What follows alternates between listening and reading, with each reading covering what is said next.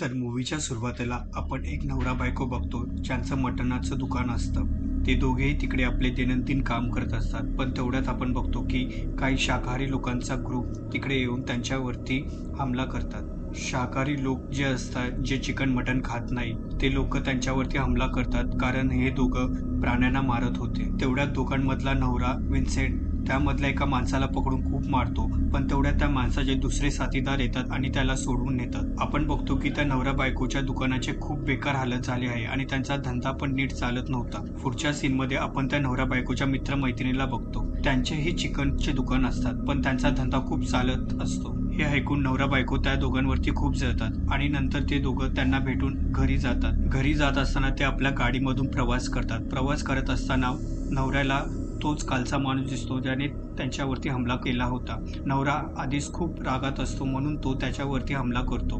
पण त्याला नंतर कळते की त्याने फक्त त्याच्यावरती हमला केला नाही, पण त्याला ठार मारले. या सगळ्यामुळे नवरा बायको खूप घाबरतात. नवरा बायकोला बोलतो की आपण पोलिसांना कळवलं पाहिजे आणि आपण त्यांना सांगितलं पाहिजे की आपण हे केलं नाही, हा फक्त एक अपघात होता. पण बायको त्याच्यावरती खूप रागवते आणि बोलते की पोलिसांना सांगितलं तर त्याला आपल्यावरती शक होईल, म्हणून आपण कशी तरी बॉडी ठिकाणाला लावूया. नंतर आपण बघतो की नवरा ही बॉडी घेऊन त्याच्या दुकानामध्ये जातो.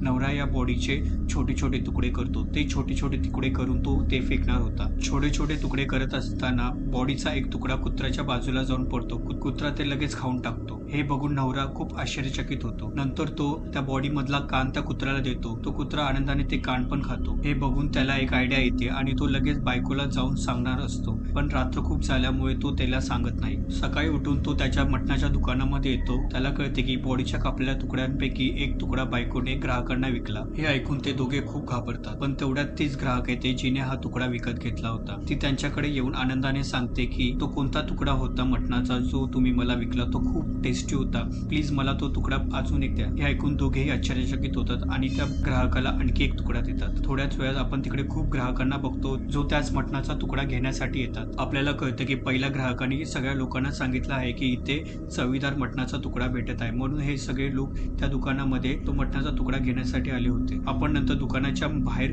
खूप मोठी रांग बघतो जी त्या मटणाचा तुकडा घेण्यासाठी आले होते. आपण तिकडे एक पोलिसाला बघतो जो तो मटणाचा तुकडा घ्यायला येतो. पोलिसाला बघून नवरा बायको खूप घाबरतात, पण पोलिसांना या तुकड्याबद्दल काही माहित नसतं. नंतर आपल्याला कळतं की या सगळ्यामुळे त्यांचा धंदा खूप चांगला झाला आहे आणि त्यांनी खूप पैसे कमवले, म्हणून ते दोघे खूप खुश होतात. रात्री आपण बघतो की नवरा पण तो मटणाचा तुकडा खातो आणि त्यालाही हा मटणाचा तुकडा खूप आवडतो. बायको त्याला आयडिया देते. ती बोलते की जे लोक शाकाहारी आहेत, म्हणजे ज्या लोकांना मटण आवडत नाही, आपण त्यांचा शिकार केला पाहिजे आणि आपण त्याचे मटण लोकांना विकले पाहिजे. पण नवरा तिला वरडतो. तो म्हणतो की आपण एकदा ती चुकी केली होती, ती आपण चुकी परत करणार नाही, मला हत्यारा बनायचं नाही आहे. दुसऱ्या दिवशी आपण बघतो की त्या नवरा बायकोची मुलगी त्यांना भेटायला येते. ती मुलगी तिच्यासोबत एका मित्राला सुद्धा आणते आणि आपल्याला कळतं की तो मित्र शाकाहारी आहे आणि त्याच्यासोबत राहून त्यांची मुलगीही शाकाहारी झाली.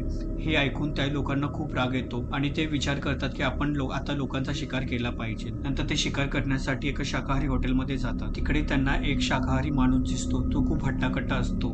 हे पाहून बायको लगेच खुश होते आणि ती नवऱ्याला म्हणते की आपण ह्याचा शिकार केला पाहिजे, कारण ह्याचा शिकार केल्यामुळे आपल्याला खूप प्रमाणामध्ये मटण भेटेल आणि आपण खूप श्रीमंत होऊ. बायकोचं म्हणणं नवऱ्यालाही पटतं आणि तो पण त्याला मारण्याचा विचार करतो. आणि आपण पुढच्या भागामध्ये बघतो नवरा त्याच्यावरती चाकूने हमला करायला जातो. आणि आता याच्या पुढे काय होईल हे तुम्ही पार्ट 2 मध्ये बघू शकता. यासाठी माझ्या चॅनलला सबस्क्राईब करा आणि माझ्या व्हिडिओला लाईक करा. धन्यवाद. तुमचा एक सपोर्ट माझ्यासाठी खूप महत्त्वाचा आहे आणि एक मराठी माणूस दुसऱ्या मराठी माणसाला सपोर्ट करणं खूप गरजेचं आहे. यामुळे प्लीज मला सपोर्ट करा. धन्यवाद.